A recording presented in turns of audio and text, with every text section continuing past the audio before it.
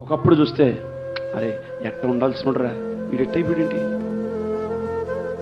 ఎట్ట బ్రతకాల్సినోడురా ఈడెట్టయిపోయాడేంటి, ఏదో రోగం వచ్చిందంట, 2 కిడ్నీలు పాడైపోయాయంట అన్న మనిషి కొన్ని నెలలకు దిట్టగా తయారయ్యి, కొన్ని నెలలకు వాడి పని వాడు చేసుకుంటూ, కొన్ని నెలలకి ఎంతోమందిని పోషించే స్థాయిలో దేవుని నిలబెడితే వాడు ఏం చేస్తున్నాడు తెలుసా? దేవుని మందిరానికి దూరం అవుతున్నాడు. దేవుని మందిరంలో ఉంటున్నాడు కానీ పాపంలో కూడా ఉంటున్నాడు. నీ శేష జీవితాన్ని ఎలా గడుపుతున్నావు? దేవుడిచ్చిన అవకాశాన్ని ఎలా గడుపుతున్నావు? దేవుడు ఆరోగ్యం ఇచ్చాడని విర్రవీగుతున్నావా? దేవుడు బలం ఇచ్చాడని మరలా విర్రవీగుతున్నావా?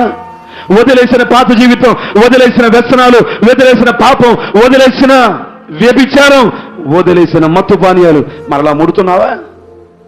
ఇదిగో ఈ శాశ్వత జీవితాన్ని దేవుని కోసం గడపకుండా మరలా లోకంలోకి వెళ్ళిపోయావు చూడు. నిన్ను దేవుడు చూస్తున్నాడు, విడిచిపెట్టడు.